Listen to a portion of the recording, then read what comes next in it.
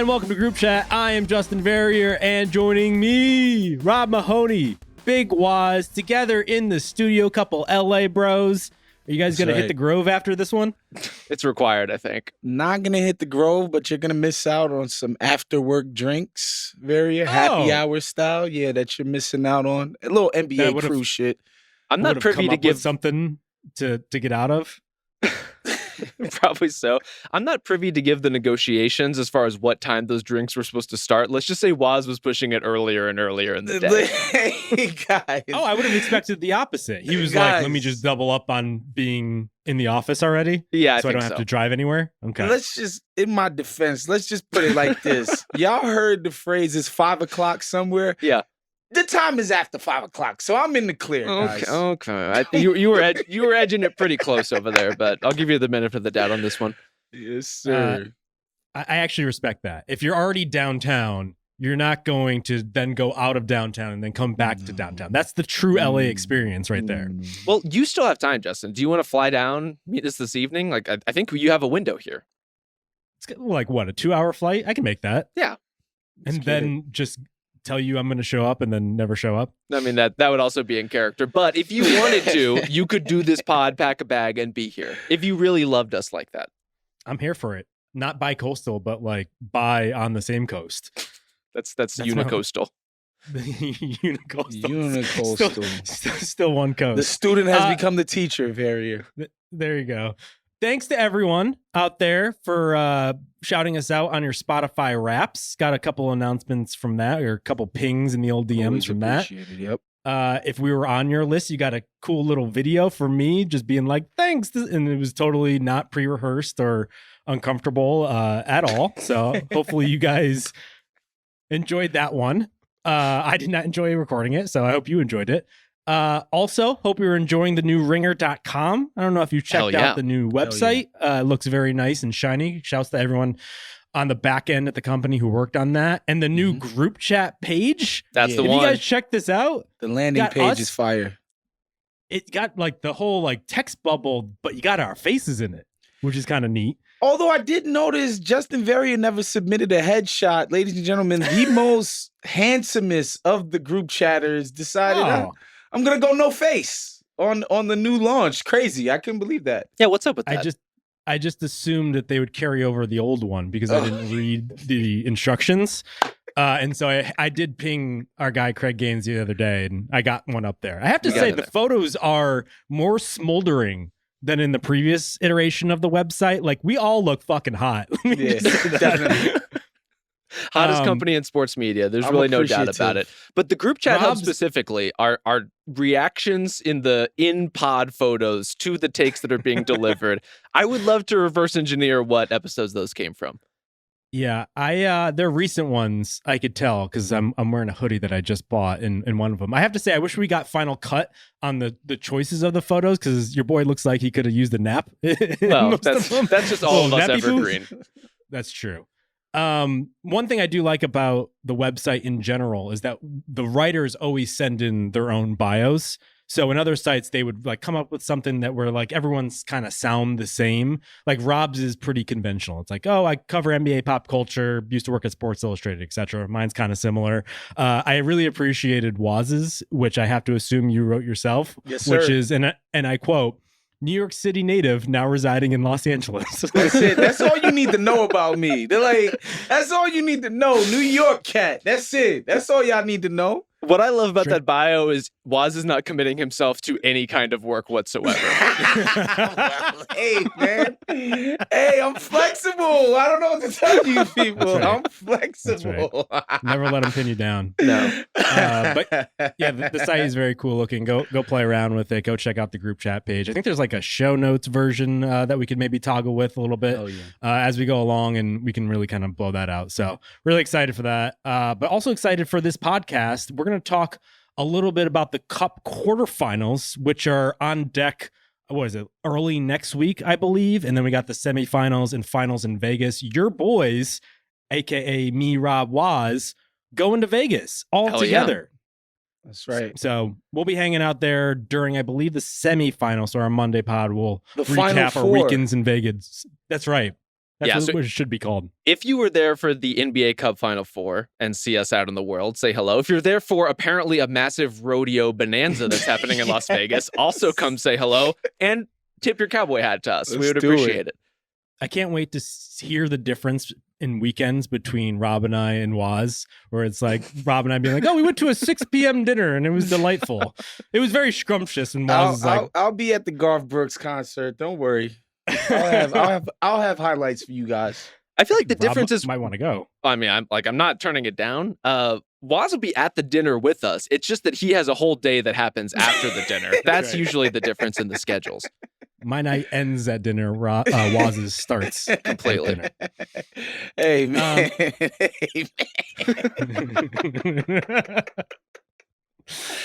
It's not untrue. Let's go. But it'll make for a colorful pod. So we'll do that next week. No, the week after next. So 1 week of pods, and then we'll do that.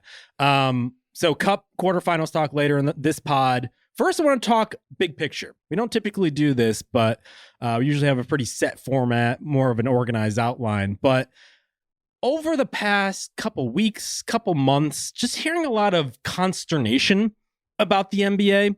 Just a lot of people griping about certain problems with the league. There's always like every week or two some news report about ratings being down or mixed, or we don't actually know how to read the ratings. They're actually XYZ. But it's just like this constant drumbeat. And I've kind of tabled it for a time, in part because I don't know how to get my arms around it. But I actually think this is probably a good topic for a podcast so that we can go in many different directions. Why don't we start here? Do you guys think that the NBA even has a problem? And if they do, what is it? I do think the NBA has a problem, which is mostly that everyone is under the impression that the NBA has a problem. I think it's one of those things where there's a lot of searching for what bothers you personally and extrapolating that into, oh, this is the big issue facing the NBA today because it bothers me on an individual level. How much of those things really matter? I don't know. I do think the NBA has a problem in the sense that, for example, TV has a problem, right? Linear television has a problem. So NBA viewership is clearly down. That's inarguable in a lot of cases. TV viewership is way down in a lot of cases. There are some exceptions to that. The NFL continues to be an absolute juggernaut. And I want to talk more about the NFL kind of piece of this later. But overall, it feels like the NBA is settling into maybe a different kind of place in the entertainment, time-filling landscape of your life, just because of the way we consume TV being so different and the way we consume social media being so different. But I fail to see the big capital P problem with what the NBA product is right now. Yeah, I think the ratings thing is important, kinda. They just signed a massive deal. So, like, I don't think this is going to actually matter for real until this deal is actually up, which means they have 8 years. I think the next deal goes through the 35-36 season. Okay, so that means they have 9 years because they start negotiating this thing like 2 years out. So they have 9 years just quote unquote fix the ratings problem, which to me means like if they're smart and they care, they can do it. I'm not somebody who believes that like the public at large has completely fallen out of love with the NBA or great basketball because like, something like the Olympics, like the semis and the finals did incredible numbers. When people feel like there's a basketball game with freaking stakes, they're going to sit down and watch because it's fun. It's amazing. The freaking Serbia game was amazing. The game against France was amazing. People sat down and watched it because they would watch NBA players with stakes. I think the problem with the NBA as a TV product is that it exists as an, I don't want to take all the credit for this, but it exists as inventory product. The NBA has a lot of inventory, whereas the NFL is just, 21 events, major events every single year.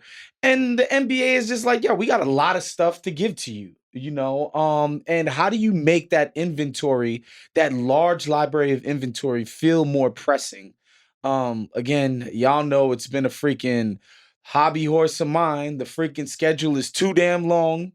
It's just not going to happen, though. It's not going to happen, but I think that would be the easiest way to fix this. And I bet you regular season games would garner more interest. But I think that's what we're talking about here. The NBA's ratings in comparison to the freaking NFL and college football, which are absolute juggernauts, and why that is. Yeah, and I think that divide you guys are alluding to is actually the key distinction to talk about here, because I think the money is saying one thing, that we want inventory, we want more, we just want to fill dates because not a lot of people tune in for anything, but except for sports, except for live sports. And if they do tune in, it's not live. And so sports matter a lot in this current economy of television, whether that's on streaming or just like terrestrial cable. But everyone you talk to, casual fans, hardcore fans, us, like a guy, my neighbor down the street will say the same thing, that they actually want fewer games, that there are too many games. They just do not feel important enough. There are not enough stakes. I do think one thing that's interesting is that, like, we're old enough to remember an NBA before LeBron James went to Miami. Mm-hmm. And I think that's an important distinction, because we almost come from a world where the NBA was more like this, lacked like a certain status, like celebrity status, important in the culture. It was, if not second in terms of sports league, it might have even been third at times behind baseball, because baseball was much more prominent, I think, when we were growing up. Yeah. And so I hear a lot of people complaining about, oh, highlights are ruining how we digest the league. The league fit sort of stuff. Like, that's like, it's warping us to think that like basketball is much about what happens off the court as on the court, the transactional stuff that's become huge in the NBA. To be honest, I almost wonder if the general interest in basketball, the sport, has remained pretty consistent to a varying degree, but all of that stuff has come on top of it to distract us from the fact that like the interest in the game itself is pretty similar. And so if anything, it feels like that extra stuff, the social media driven stuff, is where this outsized importance came from. But now that's dissipating. We're kind of returning back to mean. Does that make sense at all? I think it does make sense. I also think it's one of those things where, to your point about maybe the NBA being a similarly popular sports product in and of itself relative to that era. When we talk about ratings, we talk about numbers, we talk about who's tuning into the NBA, I don't feel like the NBA has a cachet problem. It is still the defining second major sport in America, if you want to lump all of football together. And so, yeah, the ratings are going to ebb and flow. They are down, again, across the board. But the reason a lot of these networks are still wanting to be in business with the NBA is because they want to be one of the networks that broadcasts NBA games. Like, they want the appeal and to be able to say that and to have that to be something you can hang your hat on. And in that way, like, the fact that people still want to be in the NBA world tells me this is still a product of some importance. How people are consuming and accessing that world is just totally different than it was 10 years ago. And if that's a problem to you, it's probably because your work or your interests are tied very specifically to the way it used to be versus the way it is now. And we're as guilty of that as anything. Like, our jobs have changed, right? Like, the way we cover the league has changed dramatically in the time that we've been doing this. I just don't always see changes being a problem in and of itself. I think we're all trying to adapt. We're all trying to figure out how to reach people who are interested in basketball, because there are people who are interested in basketball, and there are people interested specifically in the version of it that the NBA is selling. Yeah, and we'll get into some of this, but again, I think it's important to sort of bring our audience behind the curtain a little bit. The reason why there's a lot of this chatter in the media is because the people in our industry, for the most part, are a bunch of neurotic, fucking insecure cats. Was us? Okay. We would never. And so there's a way in which this gets covered, in that what's not being said by a lot of the people that's covering is like, if the NBA is losing interest in the public, that means my own job is losing interest. Like, my footing, my Blue Sky account is draining followers. Is losing interest. And so, but that's true though. Like, people going to Blue Sky is directly affecting Twitter, like your Twitter following. If I have built a brand in association with Twitter, yes, which like you if have. You're going elsewhere, yeah, I built a certain brand, that's for sure. That is disrupting what I've already built. I am less important. I think that's a crucial factor. 100%. So if less people are watching the NBA, that means less people are interested in my work. And so I think the alarm is a little bit disproportionate to actual problems. That's all I'll say about that without like, dissing it. I don't want to diss anybody or anything, but I think that's where a lot of it stems from, the chatter. Let's tie these two ideas together, because I think Justin's right. There is a generation of NBA fandom that rose out of the post-decision LeBron Heat teams and everything that came after, the rise of these super teams, the Steph-LeBron finals like collisions. There's a generation of NBA fans who that is the version of the league that they know. In the same way that if you grew up with the Jordan NBA, anything that doesn't look like it is a farce to you. Yeah. There is a generation for whom if the NBA is not mega popular all the time in a star-driven way, then it's not my NBA. If it doesn't look like and feel like that NBA, it's not mine. And so I think what we're dealing with is maybe the biggest like influx of NBA fans certainly post Jordan, maybe post like Bird Magic, all coming to the same kind of period at once and looking around and saying, there's been a massive change in the way that basketball is played, in the way the game is marketed, in the way the game is broadcast and shown to me, in the way I consume it. And I don't like that. And I think that's an issue, but it's not necessarily one to like throw up your arms and be really upset about. Yeah, and it's different for us because obviously I came of age in the second Jordan three-peat is when I really came of age as a hoops fanatic, basically from 96 to 98. And so obviously as a kid, I could even remember like how important it felt like, both of those Jazz series were, right? Like everybody I knew was watching the finals and doing that. But also I lived through the damn Spurs and Pistons finals, and that was not great. And people were not juiced about that. Like I lived through that. And I remember like that clearly did not feel like when Mike and them was in the finals. And like, as to reiterate what Rob said, just so people can understand my own thing with this. LeBron comes into the league in 2003. It's a major story that I'm following very closely, because he's a high school hooper at the time, and I'm a high school hooper myself. So I'm like, I feel very connected to this story, right? But so I'm watching the story, but like at the time, like I'm just as big, if I'm probably just as big at NBA, just as big at college football, not as big a baseball, but like damn close, right?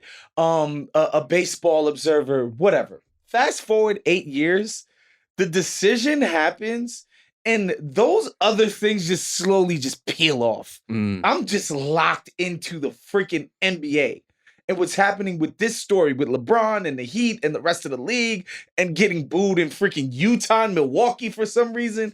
And like this story just felt like... Well, I think we know the reason. Well, sure. But this story felt like it had so much juice and wattage around it. Right. And so, yeah, like, no, it's not that anymore. Steph and LeBron in 2016, I think we're still chasing that high. If you were really into that, sure, nothing has compared to that since that. I grant you that as just as a casual fan, like that Game 7 in 2016, like it felt bigger than sports. I mean, it's one of the most important games in NBA history. So right. Yeah, we're gonna be chasing that. We're still chasing that high. But in terms of the long arc of following the NBA, man, like these periods in between, they happen, and I think we actually are in between one. And that's kind of why I always kind of blanch a little bit when people are like, the transactional nature of some of the coverage has almost like ruined discourse in a way, because I look back to the LeBron going to the Heat issue, and like that is what spurred so much interest to begin with in the league. Like it was a player movement Cruz decision. Just walked by. Sorry to interrupt, Jess. Oh, wow. It was LeBron like kind of cutting against history and going his own different path and making a free agent decision. And then as a result of that, a lot of players forcing trades and making transactions that brought us to this point. I think one thing we should probably talk about is this idea that like the NBA is so driven by transactions, the major newsbreakers doing that, because I think a lot of people are upset that maybe like takes away from the game. I think we should also talk about the fact that this season feels different than in past seasons because Woj isn't there. And I think it brings me back to this whole idea about like the noise that seems to be a lot of people's major issues, or at least that's what they're deciding is the issue with the way the game is going now. I almost feel like the lack of noise is just as telling as the noise previously, where it's like the fact that there isn't this Woj Shams thing happening all the time, and it's just kind of like a detente, like we're not emphasizing the game more. There's just a lack of anything there. And so if anything, I actually feel like that was luring people in because they were so into rubbernecking sort of like the reporter on reporter stuff. And so we're left with nothing. And so like, I don't know, it just feels like we're like focusing on the wrong things. Does that make sense at all? It does make sense. I think a lot of this stuff, it's not as if that other content that emphasizes other parts of, the on-court action and breaking it down on an X and O level, or the stories of individual players, or the narratives that are driving the season. All of that stuff is still happening. It's all still out there. It's there if you can find. It's there on theringer.com. It's there on The Athletic. It's there on ESPN's website in terms of the writing that's there, and sometimes on the television product. Like that stuff is all there. And so I think there was a time where I agree with you. The noisiness of the league has risen and risen and risen until now, where I think both because of the way that coverage is changing slightly, but also because the transactional nature of the league has been limited a lot by the financial kind of restrictions that have been put up around teams. Everything is kind of shifting under our feet. I just think overall the problem is everything is noisier than it was 10 years ago and 20 years ago, and everything feels worse than it did 10 years and 20 years ago. And so guess what? The NBA does too. I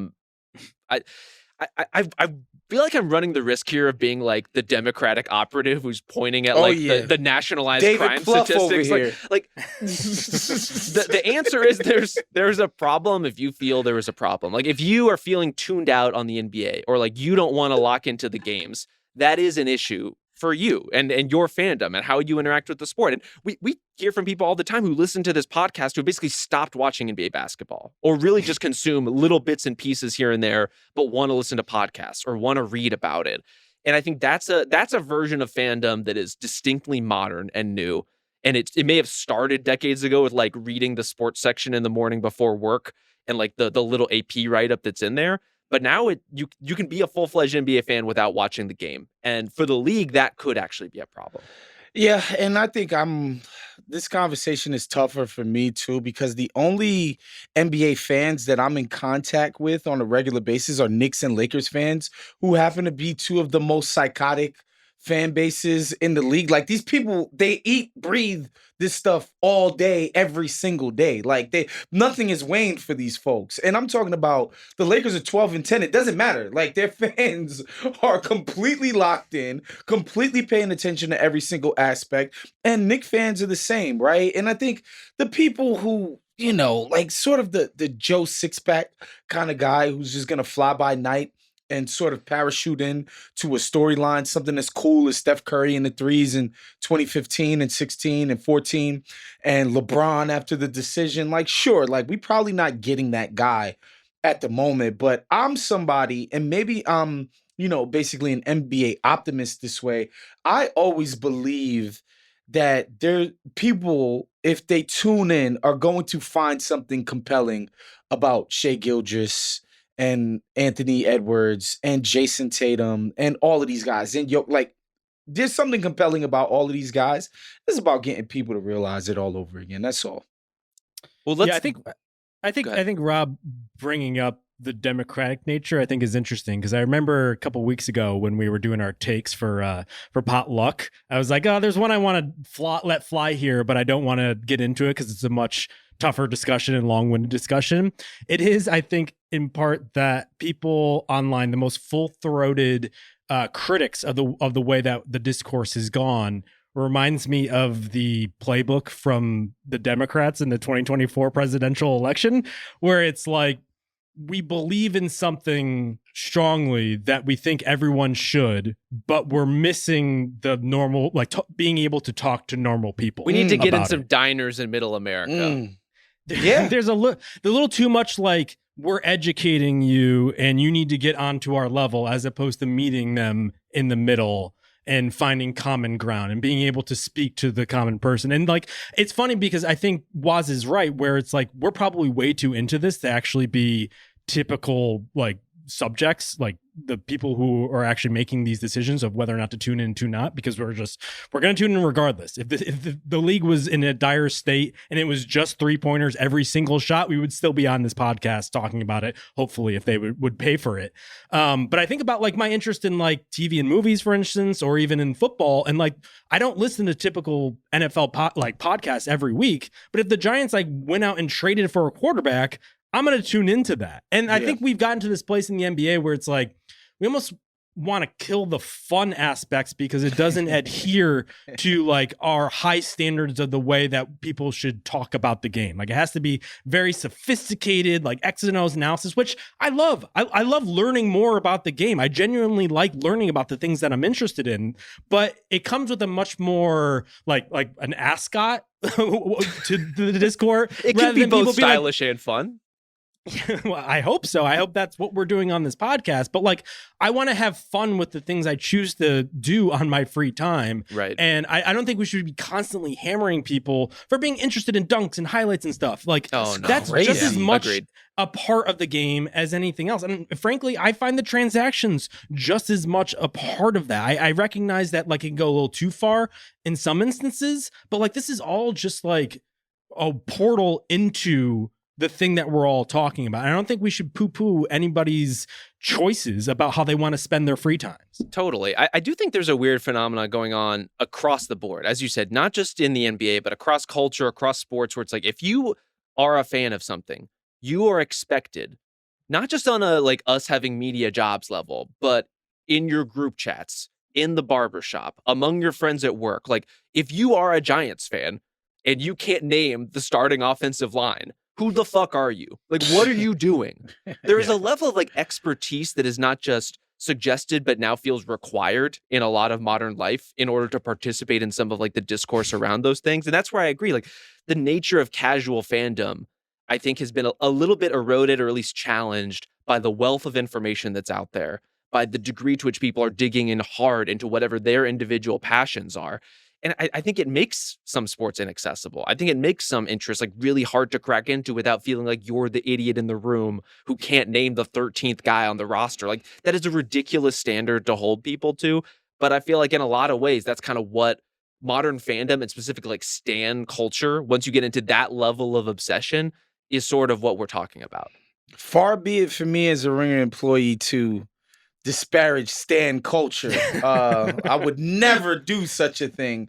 However, to be honest with you guys, man, I don't think most people who would tune into the NBA give a damn about, just like true shooting percentage. Like they just don't care. And that's like one of the most like basic of this stuff. They just don't care. I can just distinctly remember, having an ESPN Insider account in like 2008 and like being in my barbershop and hearing these cats talk about like Kobe's like rings or whatever.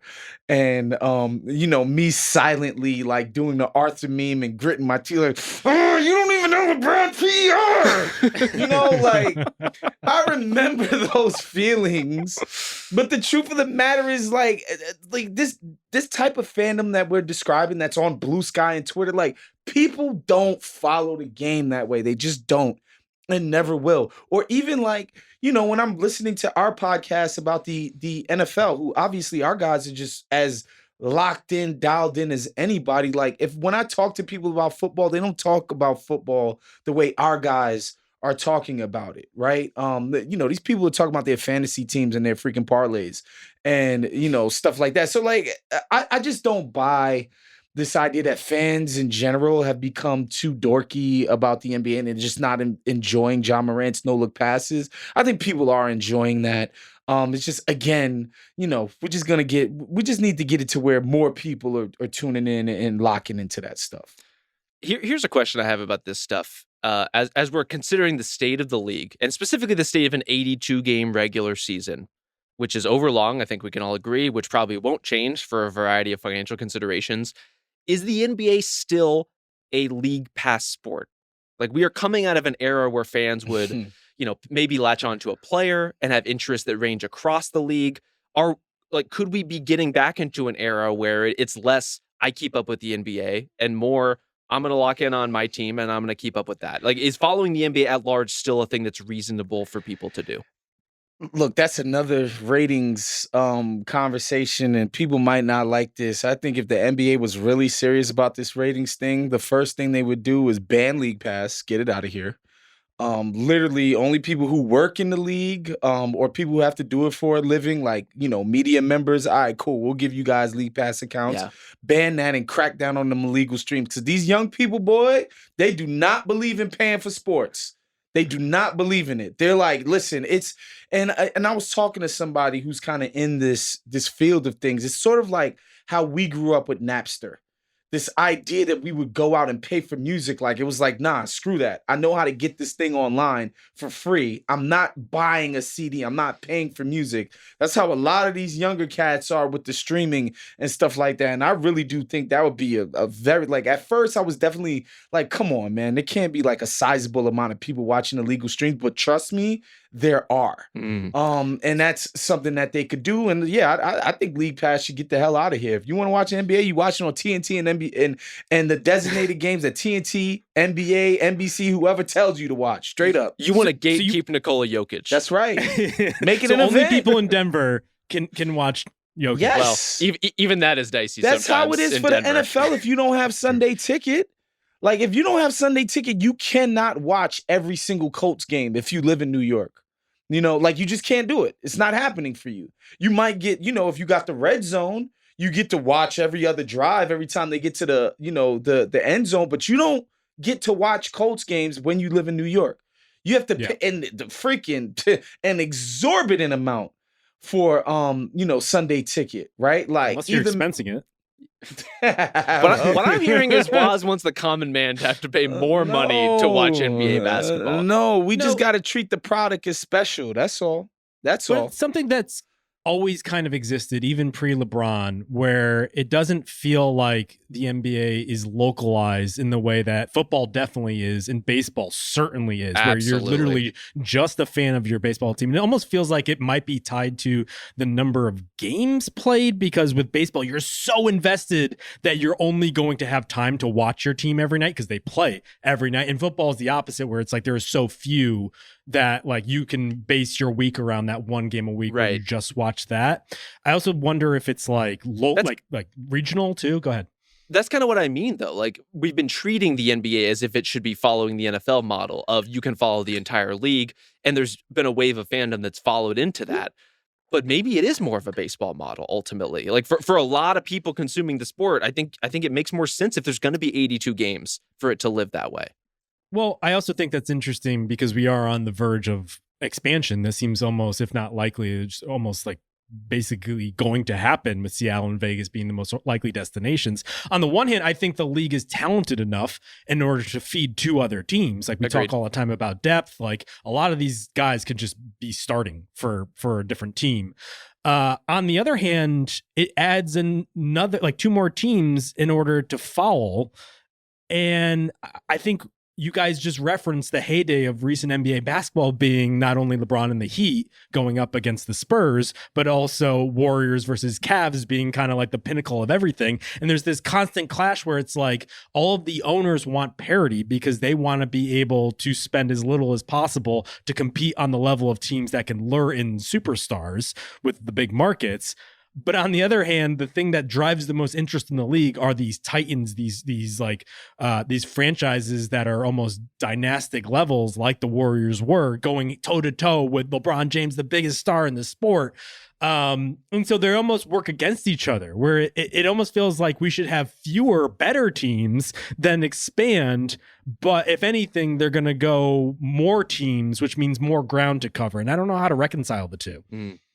The expansion thing I think is completely fine in the sense that, like, people are like, oh, these are two teams that we got to get people to follow. Like, come on, give me a break. Who's following Charlotte that don't live in Charlotte? Like, nobody. Me. I am doing it. Nobody is actually thinking about these teams. Like, hopefully one day Charlotte becomes the kind of team that could threaten the Eastern conference finals, right? And people will start caring and paying attention to it. But like, I don't see the issue of bringing 2 new fan bases into the league. And then, yeah, for a while, they'll just be ancillary figures in the overall story of what's happening in the league. But like, I don't see the problem with that. And, you know, the thing about this whole parity thing, is, and I think I've talked about it on the pod. I've certainly talked about it in other places.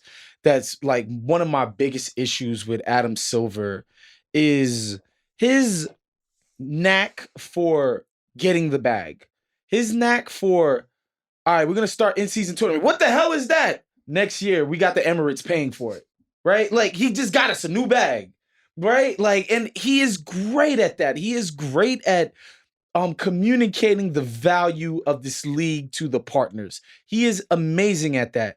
At the same time, I don't think he has great basketball instincts, quote unquote, soul of the game instincts. It's just this idea that, well, football has this perceived parity and football is really, successful. We should have parity.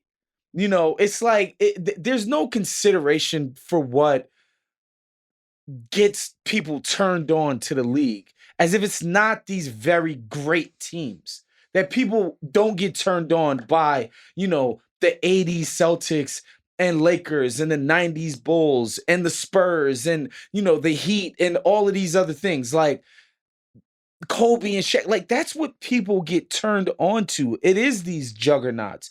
And yeah, we don't want people to become juggernauts in the sense that we feel like it's impossible for them to lose. Like, when people watch the Chiefs, people don't think it's impossible for them to lose. In fact, they come pretty damn close to losing all the time, right? And what's cool is that they somehow managed to pull it out in this heart of the champion crap. I think he just has a hard time identifying, man, like these core basketball principles and what real people that end up loving and getting the most enjoyment out of the game. I think it's harder for him to recognize those things than it is for him to see a business opportunity and be like, yeah, we're going to turn in-season tournament into a commercial for the Emirates. Soccer is super successful, so let's just be like soccer. Yeah. Yes. It doesn't always apply one-to-one. It doesn't, and kind of looped into this. And as we're talking about what's driving those market dynamics, I am struck by the fact that the league is more talented than it's ever been. As you said, Justin, deeper than it's ever been. Like, it is in a state where, for basketball reasons, the NBA can support 2 more teams. No problem. No question. What there is a lack of like generation-defining stars that are coming up. At this point in the previous era, we already had not just LeBron on the rise, but there was such a strong LeBron and Kobe as counterpoints, right? As this generational changing, very different player types. You could very easily fall into like, oh, I love the way LeBron is such a pass-first creator. Oh, I love the technique and the mastery that Kobe shows from a skill level on a game-to-game basis. They were marketed together, right? They were marketed opposite each other. And who is that guy now? Like, the closest thing we have to that now is Anthony Edwards grows up adoring Kevin Durant and shows him up in a playoff series and talks shit. And like, that's a cool moment, but it's not a cool wave. And so who is the young star, despite how incredible Luka Doncic is, despite how incredible Shai Gilgeous-Alexander is, despite how incredible Nikola Jokic or Giannis or like any number of these guys are, who is that guy who is galvanizing the fan base of an entire sport? I think it's such a tall order. And if anything, the fact that anyone has ever been able to do this is a credit to them more so than it is to blame somebody else. Like, the fact that LeBron and Steph in particular have carried the NBA as long as they have is a singular accomplishment. But that's what the league needs to thrive, is it needs those sorts of players. And I look around the league, I see amazing talent, and I don't see that guy. Yeah, and the NBA has always been driven by its superstars. The boom of the NBA was Larry and Magic and David Stern noticing that and selling that. And now it got pretty dicey because he was also selling a bunch of other stuff underneath all of that. But it kind of is the undergirding for everything that works. And all the heydays of the NBA have fallen in line with one or multiple superstar individuals being at the front of it. Obviously Jordan, but then LeBron and Steph, as you're saying. I look around and like, I don't know who that guy is, in part because most of those guys are coming from abroad. And I think Americans have a tough time accepting their go-to superstars as being from outside of the country. And the league, on one hand, like, I don't know if Luka has the personality to do this. And what we're talking about typically is celebrity and personality.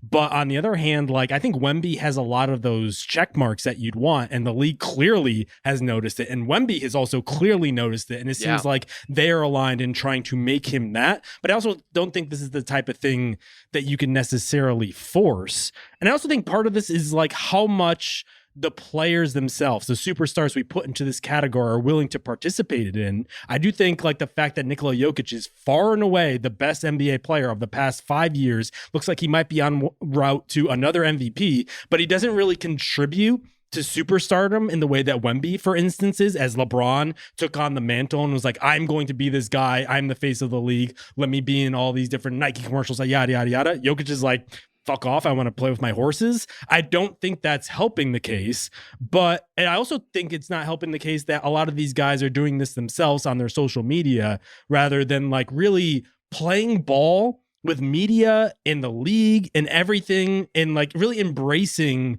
the media machine that fed not only Jordan, but also LeBron and Steph. Like there's like kind of a rubric to this that has worked throughout time with celebrity. And it just doesn't feel like the players are up for it. And it also doesn't feel like the way we consume media is similar enough to how we led to these 4 quadrant guys who are able to get the moms involved, get the young guys involved, get your girlfriend on the couch who want to be interested in who this guy is dated involved. And so I don't know how you really land the plane with the right guy, because it seems like the calculus to get the right guy is different than ever before.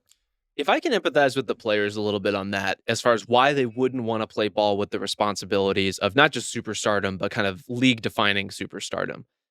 There was the lift and the weight and the stresses that come with that are just not comparable to what they were 20 years ago. Are just like Michael Jordan's version of celebrity is worldwide and ubiquitous and obviously hugely culturally significant. He didn't have to deal with the internet. He didn't have to deal with the constant grabs of accessibility, with the increasing demands of a media culture that is just flat out obsessed, right? Like there is a level of interest and dedication in celebrity culture, obviously, in all kinds of previous tabloid eras across all sorts of media. It's different now. And when you have people reaching out to you in the ways that guys in the league have reaching and grabbing at them now, I just think it's different. And I don't blame them for getting to the point where they're finally at the peak of their profession. They're 27, 28, maybe 30 years old. And they're like, you know what? I just don't want to do that stuff anymore. I am tired. I'm exhausted. I have come up in a league where guys are bitching to me about their parlays on a daily basis. And I am tired of hearing about it. And I don't want to participate in this version of that anymore. Like, who could blame them for that? Yeah, I take a different tact on that. I don't think that they need to be ubiquitous, but I do think the players could be better at selling the product in terms of just stuff like, yo, I want to kill the guy on the other team. Sure. I hate them. I hate the freaking, if you're a Knick, I hate the Celtics. I want to crush them. I want to kill them. I want I think they could sell it honestly. I think they could be doing that a lot better. Instead of being like, nah, it's just another game in January. No, nobody wants to hear that, bro. Tell them like, no, I really care. I'm going to try to kill these guys the next time. Like, that's the kind of thing that I think they could be doing way better at in terms of selling the product and get, like, fans don't want to hear that, oh, tomorrow's another day. Yeah. We get it. Like, that's a good work-life balance, and I encourage that to actually feel that way. But that's not how you sell this product, bro. Like, that's not how you get people interested in what you're doing. And I think, look, and again, I think if we did structure this like we did back in the days, again, before League Pass, like the reason why the whole national TV game was a thing, and it's not anymore, because these games, they're all national TV games damn near. When you think about League Pass and the internet accessibility and all of that. Like, guys understood when I play in Salt Lake City, Utah, nobody gets to watch me play otherwise except for my small local market. This is the only time I'm going to get to be on NBC. And you know what? I got to show the world what time it is. about what I'm doing. I think that stuff matters, man. In terms of like somebody like Luka, who I think genuinely, it was like 3 straight years. He would get up for every single Devin Booker game. He wanted to freaking kill this dude. Yeah. Every time he played them. And if you watch enough Mavericks games on League Pass, you know he don't treat all his games like that. You know? And I think there's like these guys are human beings. Like they're gonna respond to what they think is important. So I think there's that. Them making it seem like, first of all, treating it as important, and 2, like, yeah, man, like y'all need to play the game. Like, I don't want to turn on Netflix and watch y'all playing with y'all sons and being good dads. All right, like I want to turn on Netflix and y'all talking about like, yo, I'm dedicated to this, man. I'll die for this on some football shit. To be real with you. Yeah. What about this idea? As opposed to giving more money for making it to the NBA Cup finals or like winning the Cup finals, you actually get more money for winning a national TV game. You get 50 grand if your team is on national TV because you're such a celebrity and your team is so good that they want that.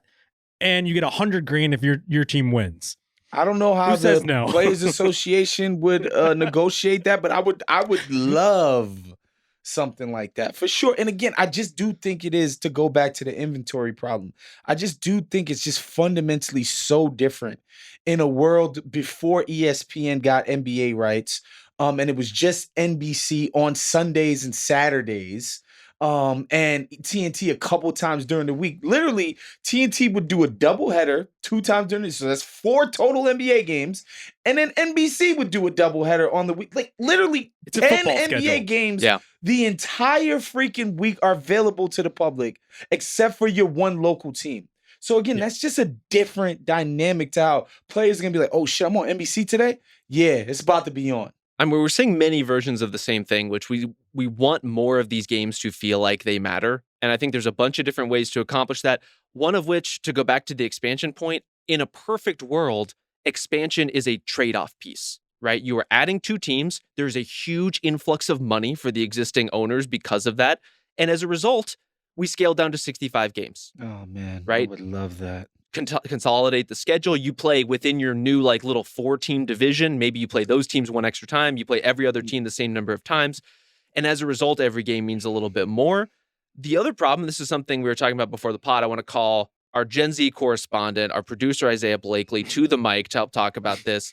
The NBA has lost a lot of its exclusive windows. The days that used to be NBA days on the calendar are just not that anymore.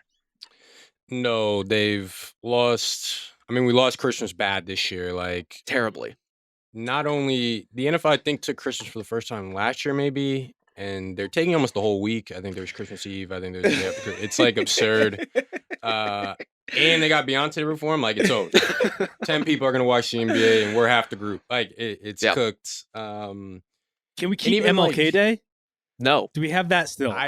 I'd have to check the schedule, but I want to say no. Is it Martin Luther King on a Monday? It is on a Monday. So which is bare minimum Monday Night Football, whatever week. Yeah, like it's cooked. And with the college football playoff, I think will be going. Like it's not good.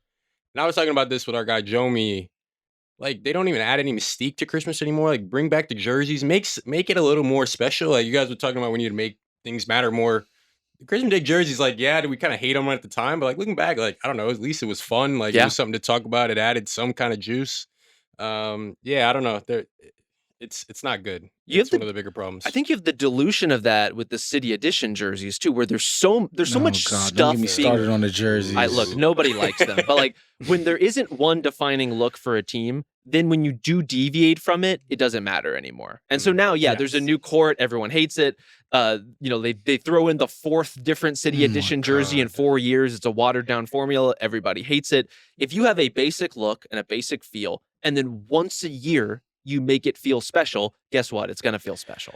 Bruh, the not wearing home whites is the thing that sticks him to my freaking craw. This is our oldest man take. I love that. It's true. It's true. The color on color. That's awesome. I love that. I hate that. No. And it's just like there's something that communicates to the audience like the team in the white is at home.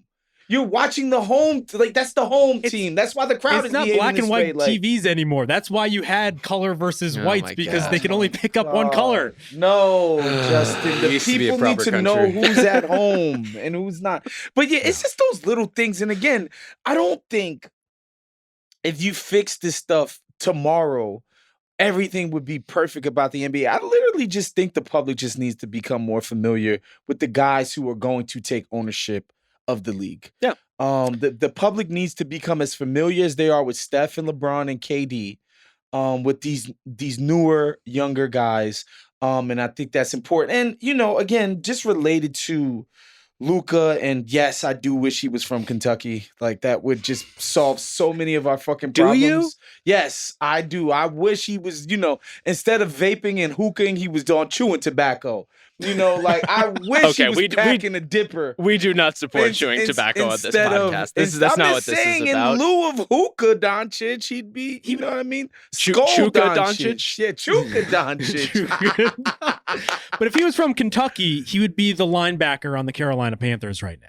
That's the problem. Maybe. We do tend to foist those guys, especially in the South, toward football. And to circle back to one of Rob's original issues here, I do think the NBA is 2 to football's 1, but the gap between 1 and 2 is wide. Now it's huge. It's definitely huge. And again, I think it's getting people to know these guys, to understand the stakes of their careers. And, somebody's got to get through to these guys that, and I've made this complaint, like, I get it. I know that David Stern in his infinite wisdom was like very nervous about the sort of early hip-hopification of the NBA.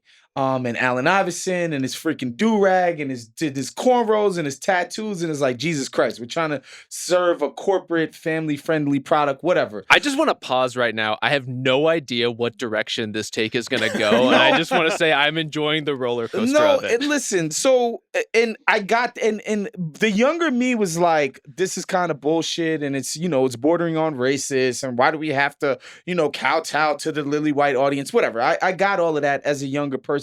And I was like kind of annoyed with David Stern. However, like the guy that was making those decisions, if he could see our crop of young NBA stars now, it's actually the complete opposite. These people have been corporatized, focus grouped, consultant class to death. They never do or say anything interesting. They're not humans. They're freaking drones in public. And I think that's a problem. Yeah. I think, look, all of us thought the shit that Ja Morant was doing was knuckleheaded. But before that, I think there was a reason why he was by far the most popular young players, because people felt connected to him. This guy felt like a human. Yeah. He felt like a star. And it's because, guess what? Ja Morant, Nike and them didn't get their hooks into him when he was 15 years old and telling him, yo, you're a brand. You're a company unto yourself. You need to comport yourself this way, blah, blah, blah. That shit is bad for the product, period. And I think the less and less we do that, I think the better it's going to be. Of course, the stupid shit Ja Morant did, nobody condones it. But I think there's a reason why he penetrated in a way that nobody was penetrating that way. Dude, he was genuinely compelling to a young group of NBA watchers for a reason, man. Like, this guy got discovered his freshman year of college. He went to some little school. He wasn't part of the basketball sort of grassroots machine. And I think that shows in how he handles his basketball stardom. Like, this guy is more Allen Iverson. He is more Gary Payton. To name a few guys from yesteryear who just weren't these basketball fucking finished products, right? Like, they didn't just come out of a goddamn deck the way that some of these guys do. And look, I love Evan Mobley. Nobody knows what his voice sounds like. Do you think in 20 years, Evan Mobley's going to have a 20-year career? Do you think this guy's going to say or do something interesting his entire career? No fucking shot. I don't think that's a branded down, sanded down issue. I think Evan Mobley's just a quiet guy. I think that's a Sure. different kind of personality type. But to your point, was like Ant Edwards is a similar story, love right? it. maybe what we're learning is the way to be a great pro is to go through those sorts of pipelines and treat your career like a brand, or come from a European school of early basketball training. The way to be a great star is not that. It is to come up a different sort of pipeline without so many hands on you at every stage of your personal and basketball development.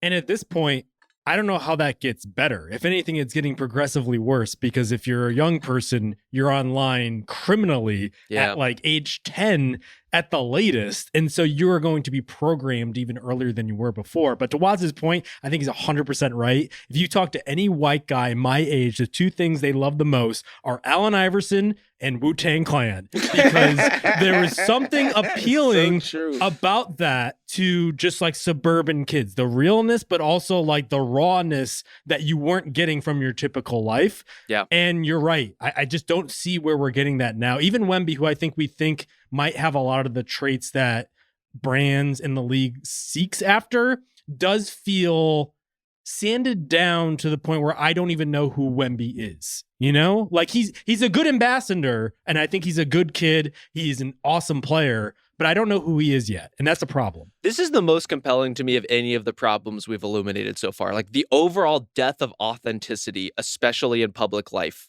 is a problem when you're trying to market the people in that league.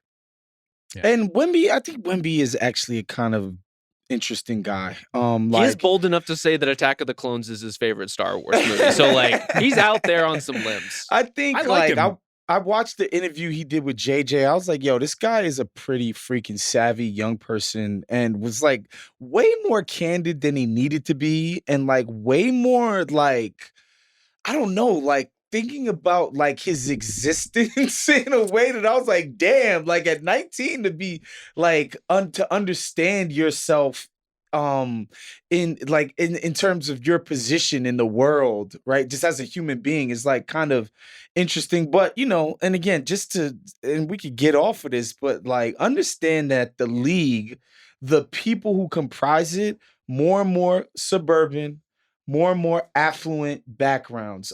There's like a country clubification, you know, basically like tennis and golf, man, where like a lot of the people that are coming into the league, you know, children of ex-players, rich kids, man, suburban kids. And I think that's part of the story that's happening here. When you talk about the professionalization, corporatization of the league, I don't know how you reverse that. I don't know if the league even sees that as a problem, because they love corporate automatons, you know, people that show up on time to the goddamn luncheon with Pepsi. But like, you know, I don't know how we even fix that. I like how that's the unreasonable standard for being professional. Like, honestly, 5 minutes late to the Zoom call, Rob. Hey, look, I'm not on NBA player time. All right, there are levels to this stuff. No, but Waz is right. Skill training, the professionalization of even like the corner three costs money, right? And so a lot of kids are foisted into that. I think that like certain people are sponsored at an earlier age, but you're right. Like it costs a lot to be skilled right now, as opposed to someone playing a more free but inefficient style of play. Like Allen Iverson wasn't the most efficient player in the league, but he was the most fun, the most charismatic, the most exhilarating to watch. And I think like meting that out is leading to perhaps more crisp offense, but not necessarily more interesting offense. I won't go to the point where it's like, I think 3-pointers are the problem, but there is a sameness, I think, to every team at this point in how they play that didn't exist previously. See, I still don't totally agree with that. I know that the 3-point hand wringing has continued, has proliferated, especially on social media. Hey man, listen to the next episode of In My Feelings. Me and Ben Golliver just complain away about 3-point shooting. Well, let me not complain away about 3-point shooting. I do think it's out of whack for some individual guys. Like there are some stars who should be shooting a little bit less. There's some systems overall that are maybe a little bit out of balance. But when you look at the best offenses in the league, they are not the highest 3-point shooting teams by volume in the league. It is not a cheat code to offense. It is not a prerequisite to offense. I think what people get stuck in is they are watching the pockets of teams that play similarly, right? Like they're watching a lot of, for example, Boston and some of the Boston acolytes But even Oklahoma City is not a super high volume 3-point shooting team, even though they play like Boston. Teams like Dallas, teams like Memphis, teams like Orlando, Houston, these are not super high volume 3-point shooting teams. And so if you're feeling like the NBA is in one place right now, I would say that the problem is mostly that you're in one lane of a league that has many different lanes. Like, spend a little more time with Denver and you're not going to feel that way. You will be begging the Nuggets to take more threes. So I think there is still a pretty good diversity of play. And there's certainly a diversity of play in terms of how those threes are created.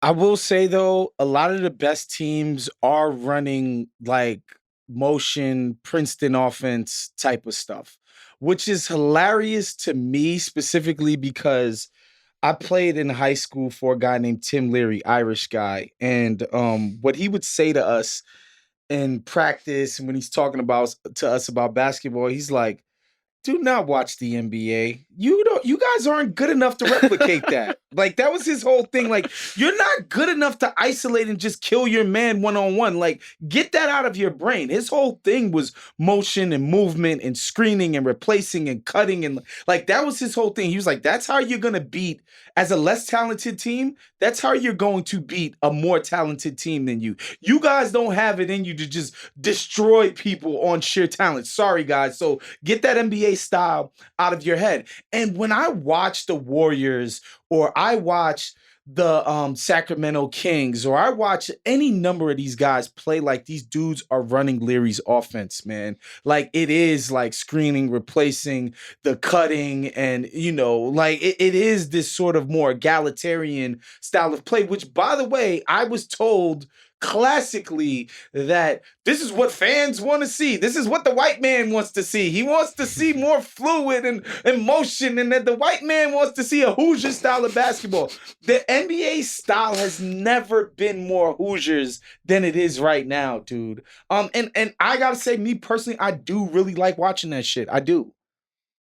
Yeah, I mean, that goes hand in hand with the depth stuff too. If teams are by and large more talented across the board, is there more guys getting involved? Is there more incentive for a coach to draw up more things using different players? We were talking about this the other day about how guys like John Morant, the guy that we were just talking about, Steph Curry, etc., were being more in the conductor role than anything that they've seen before, just because there's more to get involved. Absolutely. There is still the flip side of this where, frankly, I think watching Luka Doncic play is one of my least favorite experiences in the NBA these days. I think he is a unique talent, and I do when appreciate... it's not a big game, it's tough.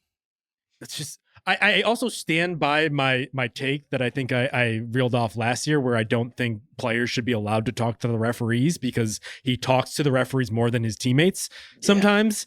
Just not. What should happen if they try to talk? Like, they fall through a trap door? What happens? I think the ref should be in like a Pope-mobile bubble of some form that you cannot talk to. Because what actually is good about having a discourse with the ref? I think you would say like, oh, there's a human element to where there's like a give and take, yada yada. I don't think there should be a give and take. I think it should be just like hard line. This is the rule. This is what we're doing, and nothing else. You shouldn't be able to influence the outcome. This falls into like the we should know less about each other umbrella. Like, we should not know a single referee's name. They should live clouded in secrecy. Listen, you guys don't want to know what I'm actually doing up here in Portland. No, we really don't. We really don't. But I do think you hit on a really important point as like the style of play and depth are concerned, that the version of the NBA that a lot of people are craving and missing was a version of the NBA where the fourth and fifth guy on your team could not dribble. And so, yeah, that's why they were standing in the corner, and it wasn't a driving kick offense. It was just a kick offense. The fact that everyone can do everything now opens up lots of possibilities. It also like aligns a lot of wings and a lot of role players to attack in similar kinds of ways, just because of the natural momentum of the game. Like, the ball is going to start with a star and flow outwards. It's still doing that. It's just when it flows outwards, there's more kind of action and more places for it to go. And ultimately, I think that leaves people feeling kind of dizzied by the sort of cyclical play that's really popular right now. Yeah, in a lot of ways, I think the 3-and-D player is a result of the game's progression. But I think the narrowness of that role is a signal of some things that aren't necessarily good as a fan because that guy is in such a defined role where you're attacking in similar ways and you're resigned to just being a certain type of player because your offensive creator was doing so much. The fact that more and more of these 3-and-D players are doing more and being asked to be more connectors and actually put the ball on the floor and be able to pass out of it a little bit, I think is actually a good sign of things. And I think that sort of player model is one that we should actually be looking at, is almost like the canary in a coal mine about where the game is headed.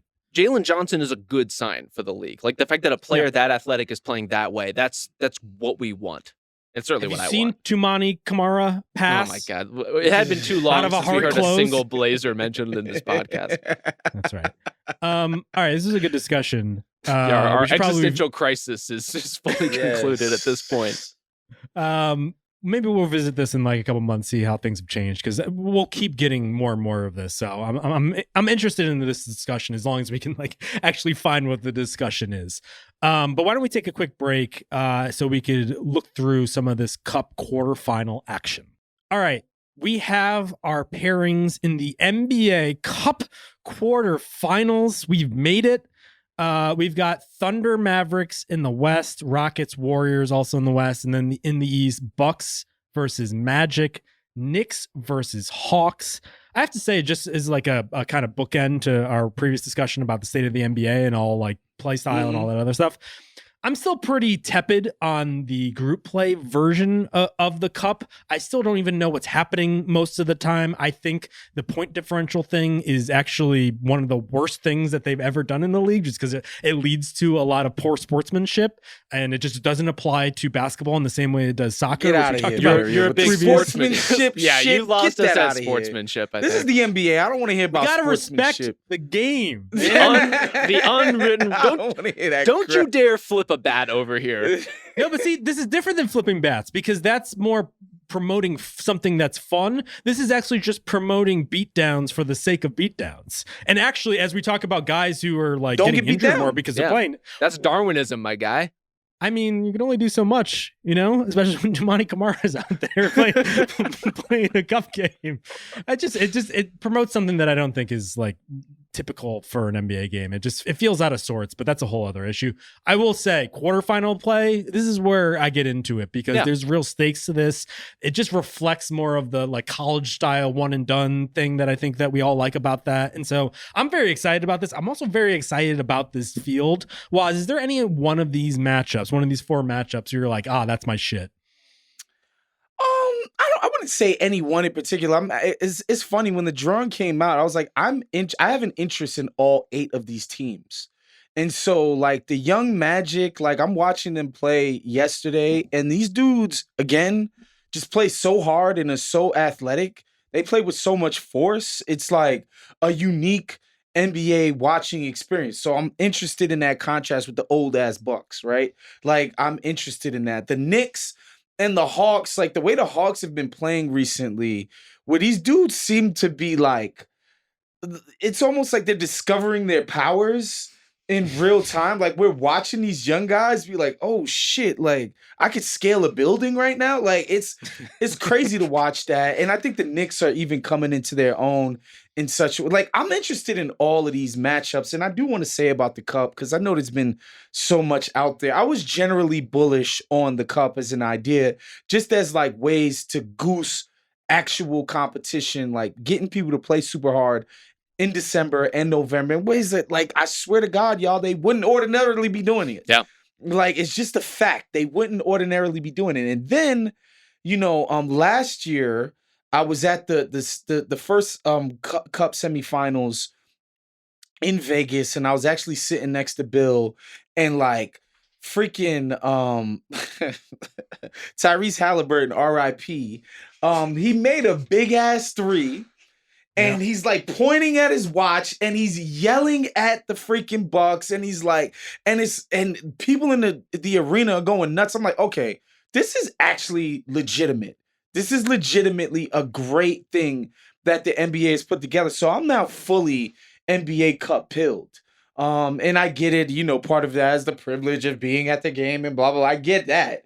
But like, I'm a true believer in this, and I'm super excited for this year's version of it. Well, I wasn't at the game. I was also super into it. I think single elimination outrounds are a very easy sell. I agree with you, Justin. Like, group play is kind of an imperfect system. It's hard to get super invested in that format when it's just kind of staggered throughout the NBA season, even though those games have been really competitive. And I think the NBA Cup preliminary games have been pretty fun.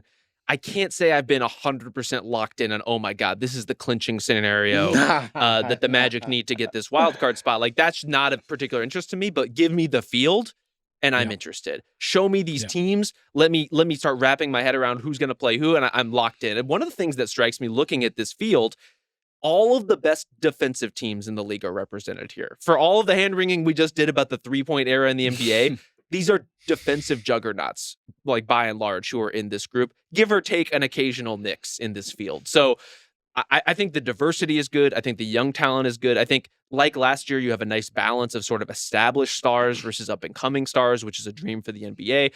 I'm pretty into this stuff. As our previous conversation, like hour-long conversation would tell you, like, we are looking for things to lock in on and care about. And even though this structure is a little artificial, even though it requires some dangling of dollar bills over players' heads at times, it does feel like a thing that we can care about and that the players care about. And when those things are aligned, that's when the NBA product really sings. Yeah, this field is fun. It has the same sort of mix as last year, where there are young upstart teams that are really looking to cement the fact that they've arrived. Like the Pacers were that last year. Unfortunately, didn't carry over to this season. But the Rockets, very much in that vein. The Hawks also, surprisingly, out of nowhere, very much in that vein. And I would say for that reason, the Knicks-Hawks matchup is probably my favorite on the board. In part also because these are the two weirdest teams in the past 10 games or so, where I don't know if you guys have looked at the Knicks offensive numbers just in the past 10 games in which they're 8-2. They're absolutely scintillating. My eyebrows are singed just from looking at their offensive efficiency. They have something going. Karl Anthony Towns all of a sudden is America's favorite big man, where he's doing that weird, what the fuck is this guy doing? Yeah, for now. It's definitely going to change, but I think we should appreciate it while it's going. And then the Hawks, I think we've said this many times throughout the season. They're just a fun watch, and they're in this weird state where they're becoming a much better team, but Trae Young is both being an excellent conductor, but an awful shooter. Like, his offensive numbers, his shooting percentage are terrible. He was 0 for 9 the other night, which is completely even the worst of Trae Young. Trae Young shooting numbers have been bad in the past, especially from three, but now they're just we're talking Mendoza line out there, and yet the team is better for it because he's such a good playmaker and passer. It's just to me, that's number one on my board. But like you said, I think these are all pretty fascinating matchups in their own right. And we have a bona fide playoff rematch here too in Mavs Thunder. That's one that I'm looking forward to watching. And I think what's exciting about this field, as we kind of lay it out, is almost no matter who wins and advances, the matchups are going to be really fun. Yeah. I'm really open to basically any permutation of these 8 teams getting to the final. Yeah, I mean the league probably doesn't want the Magic and the Hawks to end up in Las Vegas, but we do. I fucking do with that. Yeah, Magic, Hawks, Rockets, Thunder. Let's go. That sounds great. If that's the semifinal that we get on site, oh my God. I love the Rockets. Tari Eason just tried to fight someone in Sacramento the other night. Yes. Who did he try to fight? Energy. I was a fan. Oh, a fan? Yeah. Yeah. I think there was a lot of stuff going on in that game. I think both Udoka and someone else got tossed. Oh, yeah. Instead of Malice at the Palace, what would we have called that? It did clarify at the beam. It's a little wordy. It's a little mouthy, but I think we can send it to the edit. Grinding my gears at the Golden One Center. Okay. All right. We didn't even mention, as we were doing our tiers and we talked about the Sacramento Kings, we didn't even mention that Jay Crowder is back in the NBA. Congratulations to Jay Crowder. He's perfect for this format, though. Who do you guys have as your favorites? So if we were to predict when the finals come down to it, who do you guys got? I think whoever comes out of Mavs and OKC, honestly, because I just really do think in big games, high stakes type of environments, Luka does come alive in ways where it's just he's trying on defense. Oh, he's getting into guys. Oh, he's grabbing boards. Okay, yeah. So I think those two teams for me are the favorites. I think the Rockets are going to win. Wow. I think they're going to take this very seriously. They have to. I think they're going to move up 2 tiers in Waz's rankings over the course of this Cup tournament. Like, this is kind of tailor-made for a team like them that fancies themselves as real contenders, that has something to prove, that has a chance to go against pretty top-flight competition, especially on the Western side of the bracket, and then even if they get to the finals. It's kind of a dream scenario if you're a team like the Rockets. I would say my favorite to win it all are actually the Mavericks, just because I don't know if you guys have checked in lately, but they haven't lost a game, or they've lost 1 game in the past 3 weeks. And that game was an OT loss to the Heat. They're pretty good. Most of those were without Luka Doncic, and now he's working his way back in. They should have lost that game the other night against Memphis, which Memphis, let's be honest, probably punted that away. Like Smart in particular was making just like the most ridiculous plays toward the end there. And I was like, classic Smart, he's back. Flashbacks. Yeah, we're waiting for Marcus Smart to come back, and he's definitely back there. But even Spencer Dinwiddie, he's playing well. I just think they're like the classic. They're peaking at the right moment in order to win this thing.